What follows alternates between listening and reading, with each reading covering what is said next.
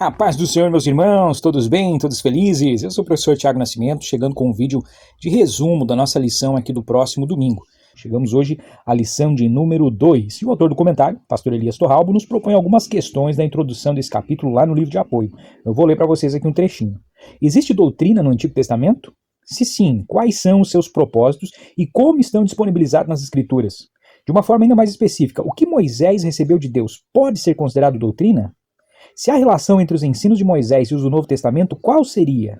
E o que a doutrina de Moisés tem a contribuir com a igreja da atualidade?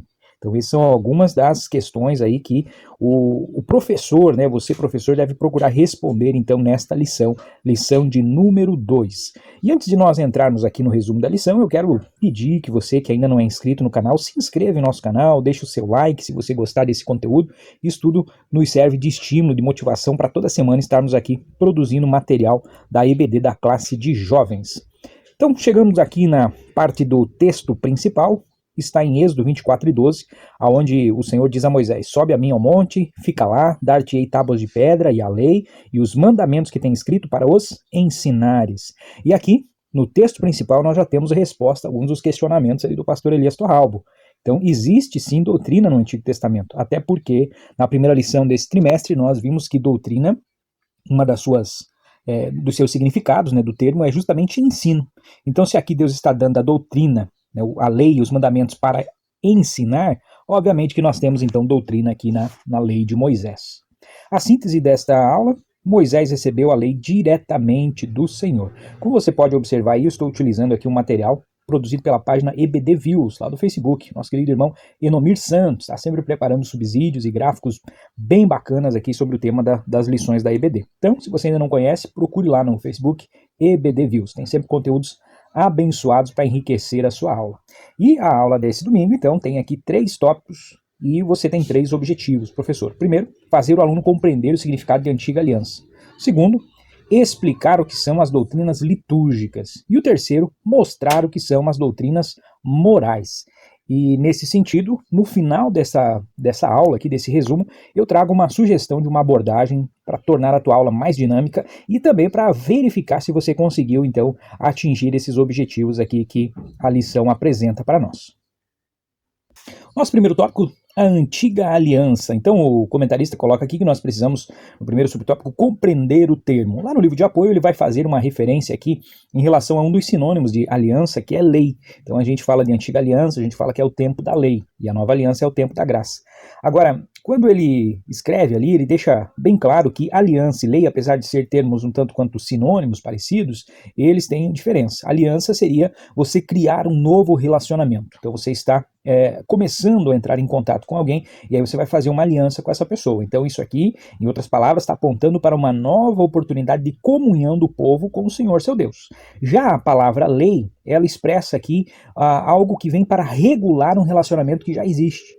Então o comentarista menciona que a lei é a norma para a manutenção dessa comunhão. Então veja que, apesar de serem termos parecidos, sinônimos, é como se um fosse complemento do outro. Então, nesse sentido, quando nós olhamos para a antiga aliança, quando nós olhamos para a lei de Moisés, nós vamos ver que ela estava dividida em 3 partes. A primeira dessas partes era o chamado Código Civil, né? Seriam então aqui as leis civis.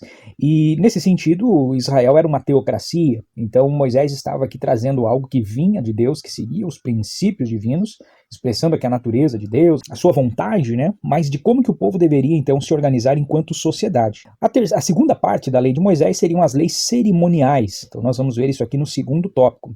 Então os rituais, né, do sacrifício, enfim, tudo como que deveria ser organizado, então a parte religiosa dentro daquilo que nós conhecemos hoje então como judaísmo. E por fim, havia também as leis morais. Então a terceira parte era a lei moral. E nesse sentido, as leis morais, então, elas expressam aqui a natureza de Deus.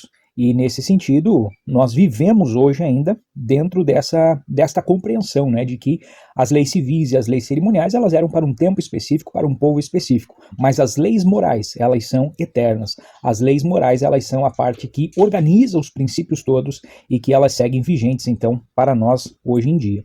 Mas continuando aqui, então, no nosso primeiro tópico, uma palavra que eu preciso relembrar com vocês aqui uma expressão, é a questão de revelação progressiva. Isso aqui vai ser importante que você, professor, tenha em mente para explicar, né, as alianças que já existiram. Então houve várias alianças e todas elas então dentro de um sentido assim de relacionamentos. Então Deus se relacionava com o ser humano no início, né, no Éden, de forma plena, de forma sem barreiras, sem intermediários. Mas devido ao pecado, então começou a haver esse afastamento, esse distanciamento do homem e de Deus, que o nosso pecado faz separação entre nós e Deus. E aí nesse sentido, Deus começa, dentro de um processo de revelação progressiva, ele começa a se revelar, já dentro daquele plano, né, o plano divino. Deus, de certa forma, respeitava o próprio desenvolvimento humano. Então essa revelação ela foi sendo, progressivamente foi sendo desvendada. Então a antiga aliança entra dentro de um ciclo de diversas alianças que foram feitas. Deus fez aliança com Adão, fez aliança com Noé, fez aliança com Abraão, e posteriormente vai fazer essa aliança com Moisés, que ela é diferente, porque ela não é com uma única família, não é com uma única pessoa, mas ela é para todo o povo. E nesse sentido, ela é a primeira que traz, então, em si, doutrina. Porque, como foi lido no nosso texto principal, esses mandamentos, essa lei, era para serem ensinadas ao povo. Então aqui nós temos o início, então, exatamente de uma doutrina. Essa revelação, ela começa a se tornar a revelação especial, né? A palavra escrita. Ela passa a ser, então, agora o início da formação da Bíblia, como nós já vimos aqui na lição anterior. Mas, enfim, quando termina esse processo de antiga aliança, né? Até quando que vai a antiga aliança? Até Cristo, porque Cristo foi a revelação especial de Deus. E a Bíblia menciona que Cristo veio na plenitude dos tempos. Então essa é uma outra palavra que você, professor, precisa ter em mente, né, ao explicar esse assunto aqui para os seus alunos, que Jesus veio na plenitude dos tempos. O que significa isso? Que tudo o que havia para ser evoluído, avançado, já havia acontecido.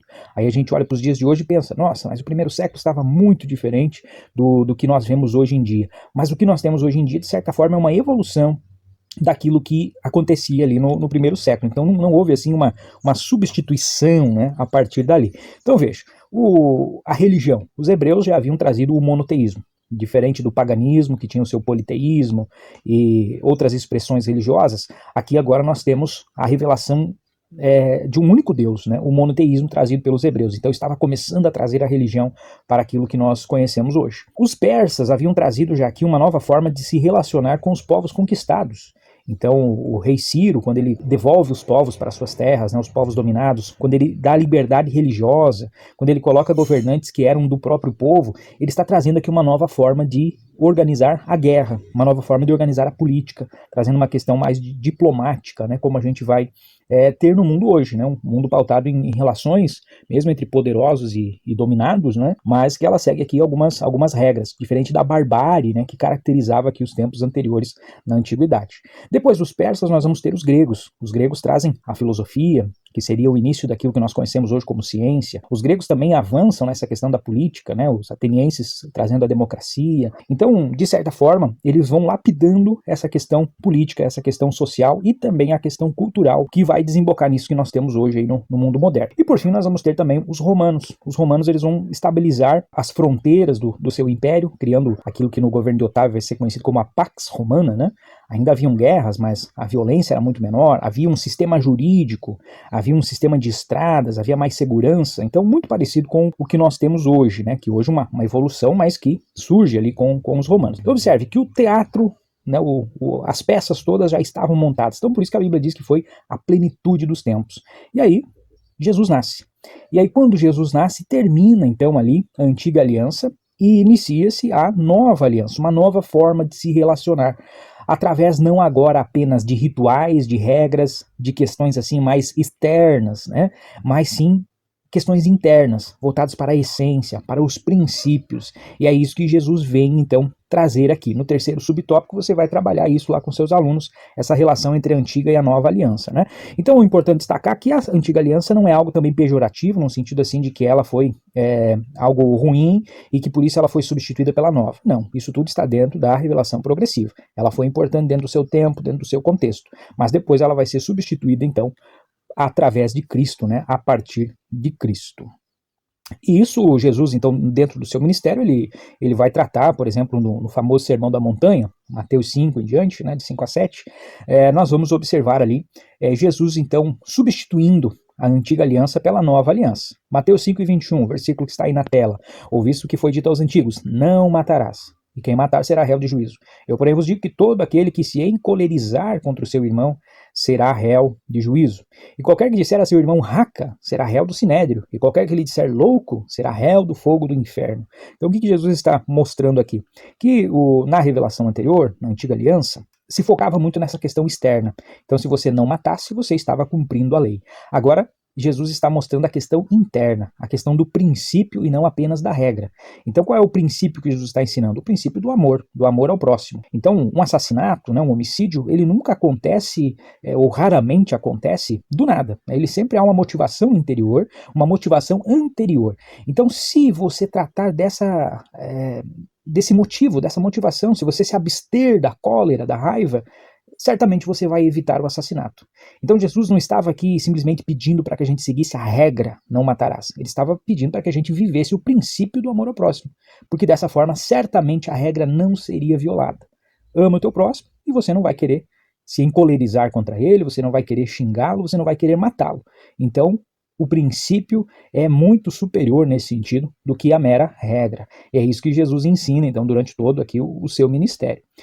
E porém, podemos dizer que o final da antiga aliança está no sacrifício de Cristo, porque a antiga aliança, então, ela trazia aqui alguns símbolos, né, de coisas futuras, e um dos principais símbolos, então, estava justamente na morte dos animais, né, nos sacrifícios, e Cristo, então, quando ele morre na cruz do Calvário, ele foi o sacrifício perfeito. Então, ele substituiu todo aquele sistema de sacrifícios pelo seu próprio sacrifício. E ali nós temos, então, o fim da antiga aliança, e temos o início, então, dessa nova aliança, a qual Jesus já estava ensinando, então, nos evangelhos, né, que é uma aliança pautada no amor a Deus sobre todas as coisas, e amor ao próximo como a nós mesmos. E Gálatas 3, ele nos dá aqui uma compreensão interessante a respeito disso, quando ele diz aqui que de maneira que a lei nos serviu de aio para nos conduzir a Cristo, para que pela fé fôssemos justificados. Mas depois que a fé veio, ou seja, depois de Cristo, já não estamos debaixo de aio. Outra passagem que aclara bastante essa relação entre a antiga aliança e a nova aliança, o tema do subtópico 3, é a Epístola aos Hebreus. Eu destaco aqui Hebreus 9:11. Mas vindo Cristo, sumo sacerdote dos bens futuros, por um maior e mais perfeito tabernáculo, não feito por mãos, isto é, não desta criação, nem por sangue de bodes e bezerros, mas por seu próprio sangue, entrou uma vez no santuário, havendo efetuado uma eterna redenção.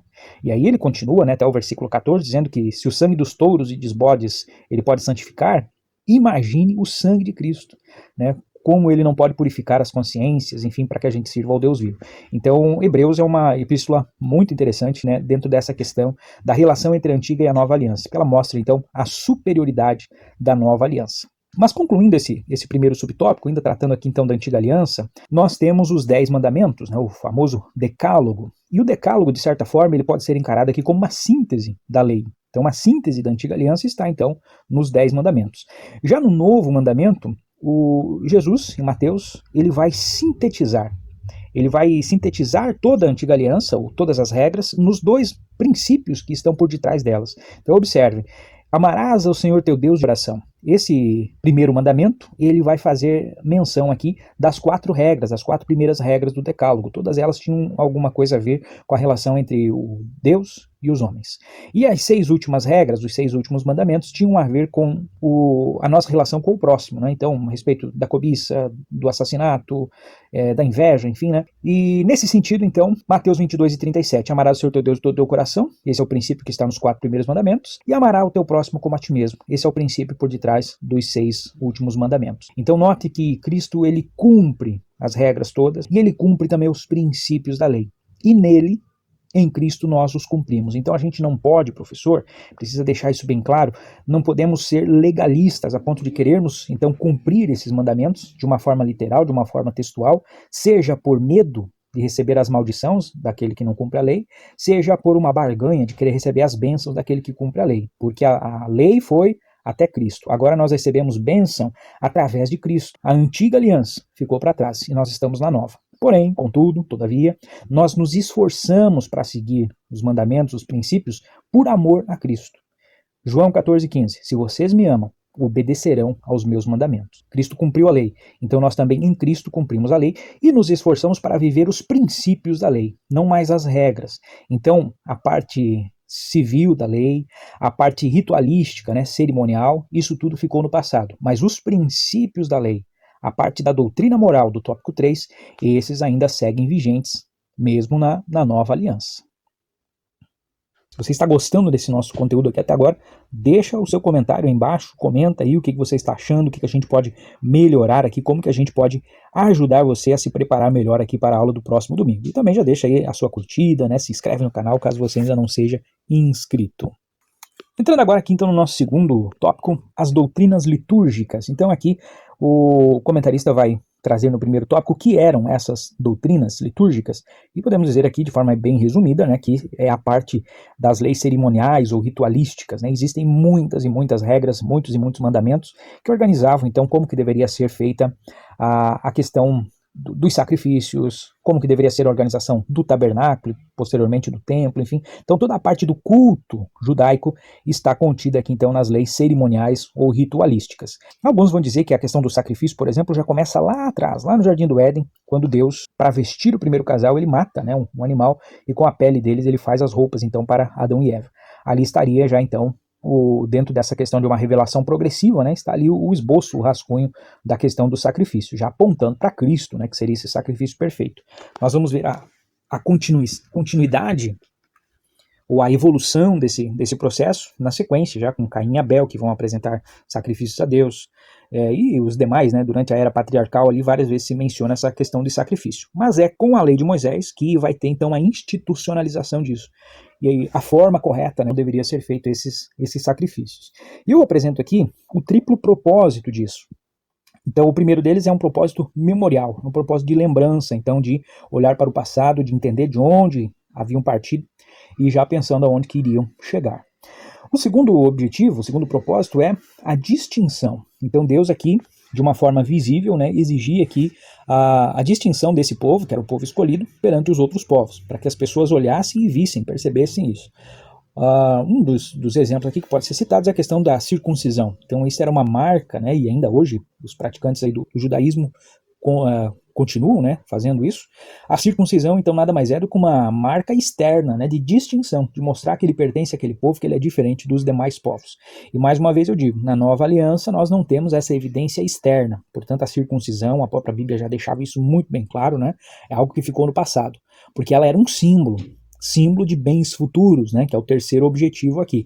E qual é o símbolo hoje? Então, é Cristo, né? Podemos talvez até colocar a marca do Espírito Santo, né, que é o selo da promessa, enfim. Então veja que tudo isso foi substituído, não mais com regras, com evidências externas, mas agora sim pela essência, por aquilo que é interno, por aquilo que é o princípio que está ali por detrás.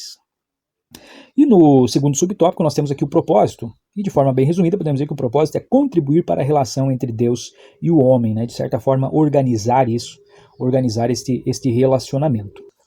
E aqui, professor, você pode passar esse tópico de forma um tanto quanto corrida, né, como estamos fazendo aqui, de forma resumida, mas é importante você destacar que é um erro você querer voltar às práticas das doutrinas litúrgicas, porque o propósito delas era para aquele tempo, para aquele contexto.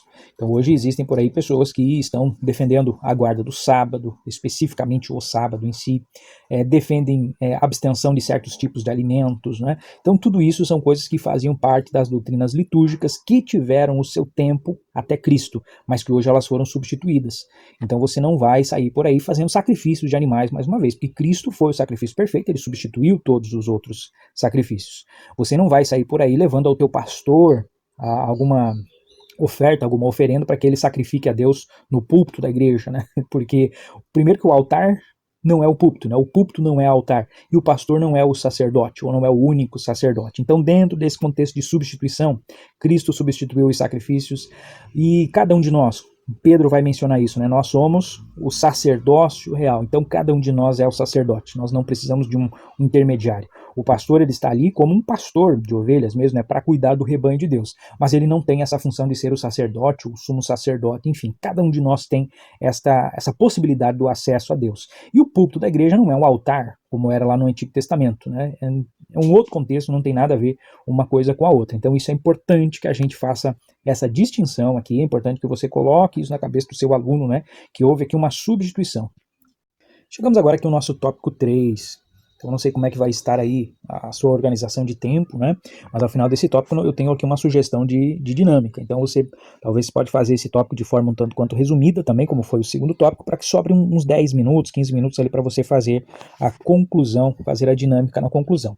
Mas aqui é importante você destacar que as doutrinas morais, elas são então a parte que trata então aquele terceiro ponto, né? Havia dentro da lei as leis civis, as leis cerimoniais, e agora nós temos as leis morais. E se as leis civis e as leis cerimoniais caíram, as leis morais ainda seguem vigentes. Por quê? Porque elas são uma evidência da natureza de Deus. Você pode ver aí esse trecho que eu trago aqui do livro de apoio, né, do pastor Elias, onde ele coloca que as doutrinas morais revelam a vontade de Deus ao gênero humano como meio de orientar as pessoas a obedecer os mandamentos de Deus quanto aos desejos humanos. Então elas não têm assim um propósito salvífico. O segundo subtópico vai falar um pouco sobre essa questão do propósito dessas doutrinas.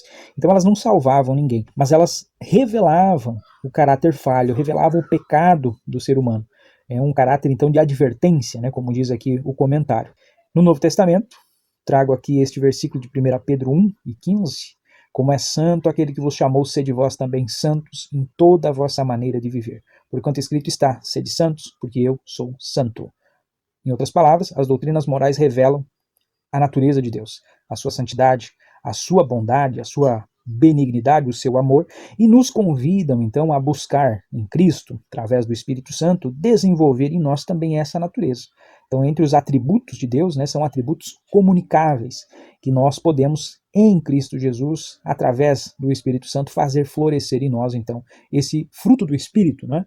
E aí nós vamos, então, estar procurando ser, então, imitadores de Deus. E esse é o grande objetivo, o grande propósito, então, das doutrinas morais. Apontar a nossa condição de pecador e nos convidar a buscar em Deus essa mudança, essa transformação diária, para que nós sejamos cada vez mais parecidos com Ele. E quando você finalizar, então, aí, professor, esse terceiro tópico, eu sugiro, então, essa dinâmica aqui. Você vai dividir a sua turma em 3 equipes e você vai dar para cada uma delas um pedaço de papel, né, ou pode ser até no próprio celular deles ali. Você vai colocar um roteiro ali, 3 perguntinhas para que eles respondam em grupo. A primeira, a síntese do tópico, então, um resuminho do que aquele tópico tratou. Um versículo-chave que eles achem que sintetiza também o conhecimento daquele tópico. E o que mais chamou a atenção do grupo dentro daquele conteúdo. Então veja que são 3 questões bem básicas, a síntese do tópico, inclusive a própria lição traz ali, né, a síntese, eles podem partir dali, e aí você vai deixar eles conversarem ali 3, 4 minutinhos para responder essas questões e decidir uma pessoa que vai expor para a turma essas respostas aí. Então veja que é uma dinâmica bem simples, né, basicamente uma atividade em grupo ali, um debate em grupo ali de 3 a 4 minutos, e depois mais 1 minuto para cada grupo expor ali o seu ponto de vista, né, expor ali as suas respostas. Então veja que é uma dinâmica bem simples, né, mas que traz aqui pelo menos 3 benefícios aqui que eu observo. Primeiro, o professor pode conhecer melhor o seu aluno. Enquanto ele está ali discutindo, conversando, você está circulando, você está vendo como cada um deles pensa, né? Porque quando você está expondo a sua aula, às vezes não há muito espaço ali para o diálogo, né? Então você não vê a opinião, a ideia dos seus alunos. Então aqui você pode conhecer um pouquinho melhor eles através dessa dinâmica. Segundo benefício, no começo nós falamos que há 3 objetivos, né? E aqui você vai ver se de fato eles conseguiram atingir esses objetivos. Então você tanto avalia eles, como você também avalia você, enquanto professor, né? Ver o que funcionou, o que não funcionou. Talvez é importante a gente fazer esse tipo de avaliação seguidamente, né? Até para evoluir como professor, ou utilizar outras abordagens, né? Outras formas aqui de propor a nossa aula. E o terceiro benefício é treinar essa nova geração aí.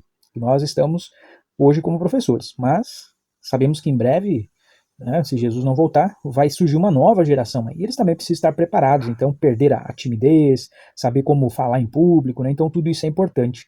Essas dinâmicas, né, essa interação aqui entre eles vai fazendo com que você consiga identificar aí dentro da sua classe alunos que podem posteriormente, né, vir também a ganhar oportunidades aí como professores, né? Isso tudo vai fazendo com que o reino de Deus seja glorificado, né? A igreja vai crescendo, vai sendo edificada através dos novos líderes, dos novos professores aí que vão surgindo dentro de cada classe.